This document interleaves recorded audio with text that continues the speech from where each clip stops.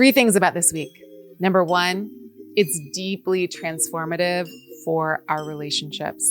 Number two, it demands that we have some very deep and very real conversations.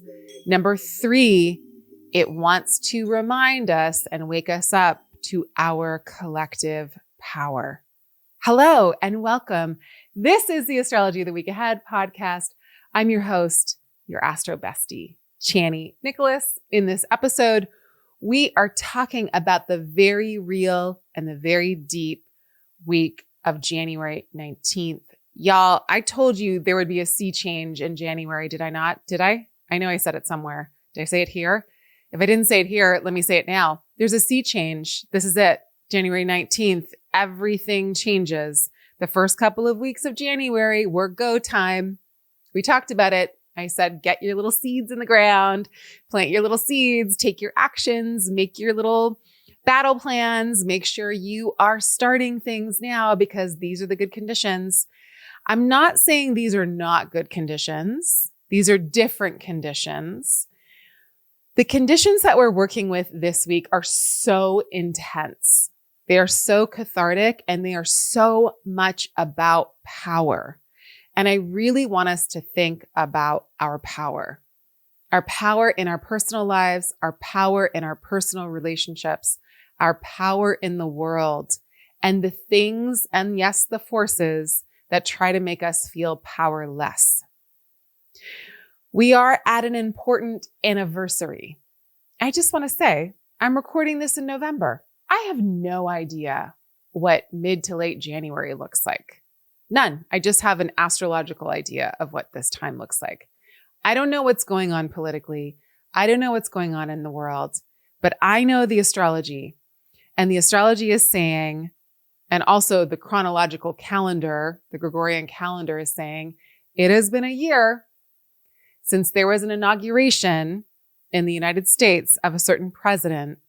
And at that inauguration sat the heads of tech companies. Who knew? First time ever? I'm not saying that other people's inaugurations weren't sprinkled or even rife with corruption and money and the like, but this was wild. This was a wild display. Why am I bringing this up? Yes, it's the chronological anniversary of that, but it's also the astrological anniversary of that. What happened on that day? The sun and Pluto came together for the first time in Aquarius. It was a Darth Vader kind of signature in a tech bro costume kind of thing. Pluto is the god of the underworld. Pluto represents transformation and power and the wealth that lays under the earth. We need a lot of things that lay under the earth in order to run our tech companies. So, we got to think about like the ways in which all of these archetypes work. And also in Aquarius, there's good reason to think that Pluto in Aquarius would be about technological advancements. The last time Pluto was in Aquarius was during the Industrial Revolution, which was about technology. It was about reproduction. It was about how the workforce was changing, how craftsmanship was changing. It was about, technology helping us to produce something. And here we are in another kind of technological revolution. So when I look at the astrology of this week, it does give me pause. I'm going to be honest. I'm like, okay, what AI announcements are going to be made this week? What kind of robots are hitting the marketplace this week? What are the tech bros going to try to get away with this week? And what are we going to do as a collective source of power, as collectives in general? What are we going to do to access our collective power to push back? AI doesn't work if we don't want it, if we don't buy into it. And the like nothing works unless we purchase it in this capitalistic system. So how do we divest from the things that we know are being made against us, are stealing all of our water, are making our brains atrophy? I know I'm going on and on and on about AI, but I deeply, deeply, deeply abhor it. I have a tech company that has zero AI. I refuse to use AI in the Chani app. It is an astrology app that is AI free for very specific reasons. The environment, our humanity. We believe in paying humans to do work that benefits humans. And we believe in paying humans a living wage to do it. We believe in the ingenuity of human creativity.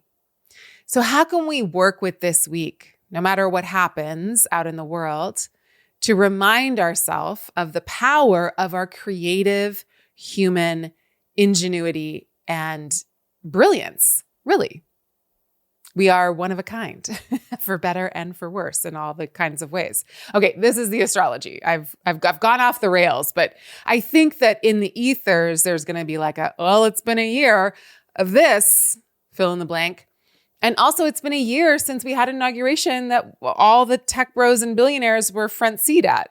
And that's so a Pluto cazimi happening on inauguration day.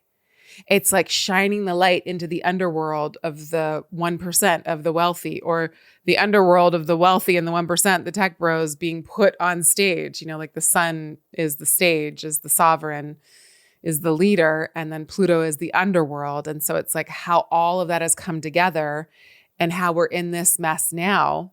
And I don't know, again, where we're at when you're listening to this. I don't know what January 19th is going to be like. But I do know that the reverberations of that will be felt.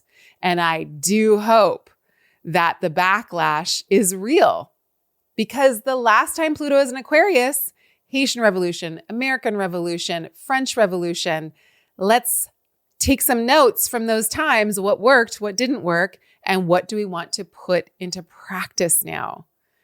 Creating the world that we want takes practice, is a practice. Never ending. It goes on, and our whole lives are and should be a practice of world building and world creating and world imagining.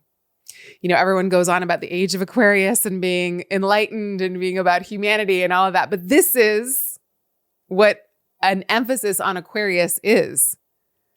It's about all the things that get in the way of our humanity, as much as it is about humanitarianism. What does it mean to live with humanitarianism at the core of our life? What does that even look like? What does liberation look like? I keep saying all these themes. I know I talk about this all the time because I think it's about everything. So you're going to always hear me talk about it. But Venus makes a conjunction with Pluto on Monday the 19th. And then Mercury makes a conjunction with Pluto on Thursday, the 22nd. And then the Sun and Pluto come together for their cazimi on Friday, the 23rd. And then Mars and Pluto are going to come together as well. So it's just like one thing after the other thing after the other thing. It's all about power. It's all about who has power. It's all about class solidarity. It's all about the imbalance of power in our world right now. We're not fighting one thing in one country. We as a full globe, we as humanity, we as people all over the planet are in the same fight. We are all fighting against the amassment of wealth and the immense power that technology all of a sudden, not all of a sudden, but really it feels like, oh my God, we're so entrenched with it, has over every aspect of our life. So this becomes like one of the central themes of like, what are we going to do? How are we going to work with this? How are we going to fight back? How are we going to divest from? How do we create tech? How do we create internets? How do we create things that aren't harmful? How do we do harm reduction in a world full of tech? Those are questions that we need to really be thinking about and talking about and pondering. They are so important for the sustaining of life on this planet. Like they are intricately woven into everything we do. Okay, let's talk about the astrology. On Monday, Mars is still in Capricorn and reaches its exaltation degree. It's trining Uranus and it's sextiling Saturn. This is a moment of like supreme fuel for our activities. Everything you've been trying to get off the ground in January, Monday the 19th is like the last moment of like, go, go, go, go, go, go, go, go, go. It's like the doors are closing of this really good time. And this is our last moment to like slip the paper in or get our application in or meet the deadline or do the thing. And there's a lot of fuel again here to get things done and to move the pieces forward. The sun makes a lovely sextile to Neptune, and then it moves into Aquarius. Then we're in Aquarius season. And then Venus and Pluto make a conjunction in Aquarius. There are 1 million things that happen this week, so you might kind of go a little numb from me listing them all. I'm going to try to do it really succinctly. Basically, we have a moment of exhilaration in terms of Monday, and it's like a super fueled, super powered, I can leap tall buildings in a single bound kind of momentum. Do the things that you can do and get done on Monday. Go, go, go, go, go, go, go, go, go. Also on Monday, we're moving into Aquarius season. We're shifting. And then we're having these deep emotional experiences. Venus conjunct Pluto is a whole underworld experience via our relationships. So we're talking about confronting imposter syndrome. We're talking about confronting our abandonment issues. We're talking about feeling deprioritized. We're talking about all of the icky, sticky, murky feelings that are awaiting us whenever our relationship dynamics go a little wobbly. So just on Monday, be extra sensitive to whatever you're struggling with, and also be extra aware that everyone might also be struggling with something similar or of their own. On Tuesday, we've got Mercury in a sextile to Neptune. Lovely, great, helps us to connect. Then Mercury moves into Aquarius, bumps into the sun and Pluto Wednesday and Thursday. What does that mean? Wednesday, we have some really deep, cathartic conversations that lead to excellent insights and aha moments and like little pockets of beautiful awareness.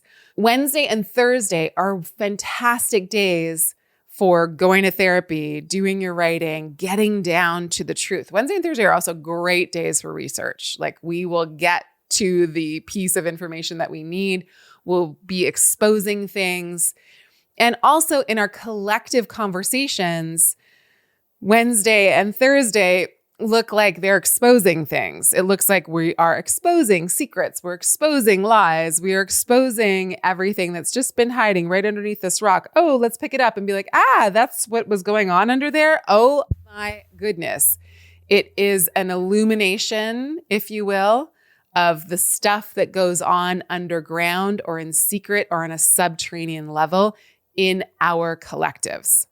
This week deals with some gruesome themes. It's so entrenched with Pluto. Everything that moves this week feels like has to bump into Pluto. And it really does feel like we are in a collective underworld experience or going through the process of an underworld experience. What does that mean? We have to confront our fears. We have to confront the truth. We have to confront what we've wanted to suppress or what other people have wanted to keep suppressed. That stuff gets exposed. So we have to sit with the horrific. We have to sit with the things that make us vulnerable. We have to sit with everything that is putrid and disgusting and difficult and hard as a means of transformation via understanding the truth of a scenario, understanding the truth of our relationships, understanding the truth of a situation, like the actual facts and data, and understanding something about the nature of power. Who's in power? What's at play? What's the motive? What's the reasoning? What's the situation?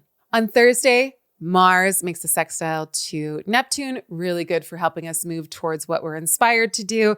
And then again, moves into Aquarius and bumps into Pluto eventually. So we're just like moving towards something quite extreme. A Mars-Pluto conjunction is quite an extreme signature. We don't get there until the 27th, but again, it just fuels this part of the month, really colors this part of the month with the depth of Pluto, with the importance of understanding what is going on under the surface.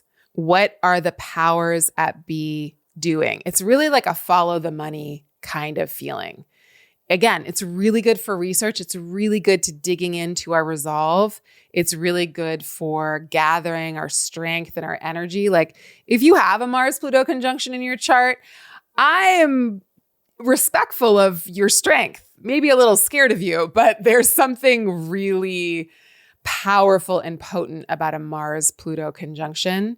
It is like someone who knows how to move, or there's some kind of gift that you have about having resolve, getting to the truth, getting to the source of power, making sure that you are in line with connection to something that is going to resource you. It's a really good at hunting out resources.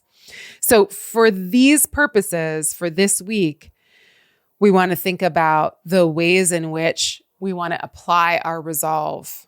What is being exposed? What underworld scenarios are being lit up personally and collectively, right? As it gets exposed externally, we have to also be able to witness and understand what that does to us internally, where that brings us internally. As we see abuses exposed out in the world, we remember the abuses that we have experienced or that were done around us that we were witness to or that are happening right now. So there's never a one without the other. As we understand it internally, as we understand the harm we've done, we can also see the harm done to others, right? As we understand what's going on externally, we understand what's going internally. As we understand what's going on internally, we understand what's going on externally. All right, y'all. Now it's time for a question from the audience. Thank you so much for leaving me voice notes in the Chani app. Here is this week's. Hi, Chani, my astro bestie. I have a question about Saturn returns. My Love. first Saturn return was a doozer, and I'm just finishing my second Saturn return, which was pretty intense and took me back to themes of my first Saturn return. So, my question to you is, what now? I just want to take a minute and tell you I so appreciate you and your work and all that you do to make this world a better place. Thank you from the bottom of my heart. Oh, that's so sweet. What now? Well, we want to take those lessons. Like Saturn return is a seeding, right? We're closing one cycle, but we're beginning another one. And so when we move into the second Saturn return, which is around the age of 57 to 60, we're moving away from being in the beginning of our adulthood to being at the end of the really wild, frenetic, creative years of our life and moving into a new phase of being the crone, being the elder, being the wisdom holder, being the one who's not the gatekeeper, being the one who's like, look, I'm going to turn around to the 27-year-olds and the 30-year-olds and be like, hey, kid, I get it. Not kid, because that would be condescending, but you know what I mean? Like, hey, I've been there. And in fact, I've just been around the block a second time. I have knowledge and wisdom. Do you want some? This is when we move into the teacher role, the mentor role. And I'm not trying to say that you don't have full creative potential and energy, but it's different than the energy you had at 30, right? Like I'm 50 and my energy is very different than when I was 30. Like when I was 30, I just had energy for days and I got tired and stuff, but I had a lot of creative angst and I didn't know where to put it. And now my life is so honestly regimented and I know exactly what I have to do every single day. And my creative energy just gets poured into these portals and compartments. And I got to do this for the business and this for me and that for my family and this for the business and that for the business and this for me and that for the family and this for, I know where my energy is going. I'm much more conditioned to facilitate my talents. Whereas when I was 30, I had no idea. I was just like a little fledgling. I was still like a little maiden out there in the world. I was a very late bloomer, which means that I was very behind. But I feel much more in the saddle, much more in the seat, much more in my confidence in my 50s than I ever did in any part of my 30s. That's just me. But when I think about moving into my next Saturn return at the end of this decade, that's when it's like, okay, I've really done a lot of things. I've manifested a lot of things. I've understood like my talents and how to work with them. What can I offer those that are coming up? Those that are like my own daughters, my own children. I'm old enough now to be your mom. I don't want to be, but I am. I'm old enough to be your big sister. I'm old enough to be your bestie. I'm old enough to be a little wiser. And by the time I get to my second Saturn return, I'm going to be in a much different position. I will have finished up something. So what are you finishing at the end of your second Saturn return? And then what are you beginning? And you don't have to be a literal teacher or a literal mentor. But it's good to think about like, okay, well, I have acquired all this wisdom. What do I want to do with it? How do I want to distribute it? Or how do I want to serve given the situations I've found my way through? Given my talents, given my strengths, what have I amassed through my experience? What wisdom have I gleaned?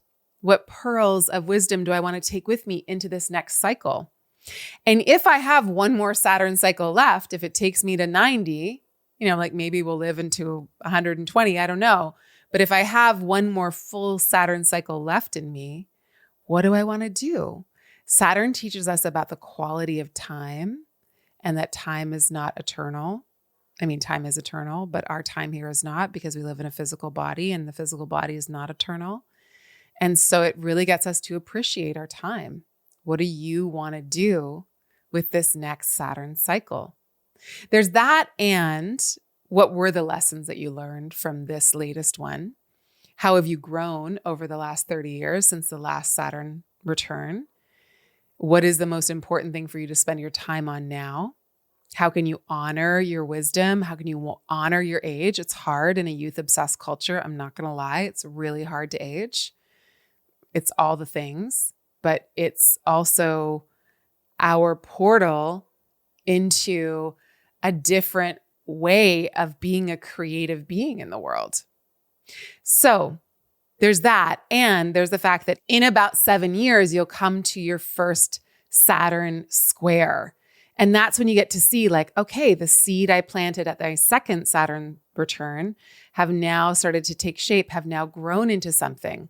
What has it grown into? And what is showing promise? So Saturn moves in 7-year cycles, or we can track it in 7-year increments. So there's birth to 7 years old, 7 to 14, 14 to 21, 21 to about 27, 28. And then we go on and on and on and on and on. So 7 years from the closing of your Saturn return will bring you into your Saturn first quarter square. And you get to see like, oh yes, there is new life emerging. And again, the Saturn return is like a new moon phase. It's the closing of one cycle and the opening of another one. So when you think about the opening of this next cycle, with all of the wisdom and all of the time you've spent and all the experience that you have, what is it that you want to move towards? What is worth your time, your energy, your effort, your talent? And what is no longer worth it? Let it go. Love and light goodbye, and move towards what is worth your time and what has longevity in it. And think about if you do want to teach or mentor or offer whatever it is you know to younger generations. All right, y'all. Thank you so much for joining me. Thank you for your questions. Keep sending them, please, please, please. I'm sending you so much love, so many blessings. I know I really went off on a tangent this week about all of the conjunctions with Pluto, but it is a really transformative, alchemical, collective moment. So, yes, there's all of the like intensely terrifying forces of tech and the ways in which tech is so destructive and used essentially as a surveillance state, like used to create a surveillance state and is a war machine in a lot of ways. Ultimately, it's trying to surveil and control us and be a power over us. There's that piece of it. I don't want to ever deny the reality of that. But as Audre Lorde taught us, alone we are afraid, together we are feared. Take that sentiment, tattoo it on your soul, on your subconscious, on your conscious awareness. Let us move into this week with that affirmation. Alone we are afraid, together we are feared. Alone we feel powerless, together we feel our power. May that be the portal of transformation that we move through this week and every single one after this. Come back next week. We're talking about the Mars-Pluto conjunction and the fact that Neptune is moving into Aries for the last time. It'll be there for, a decade and a half. Big deal. Moving into the big deal part of 2026's astrology. I'll see you back here then.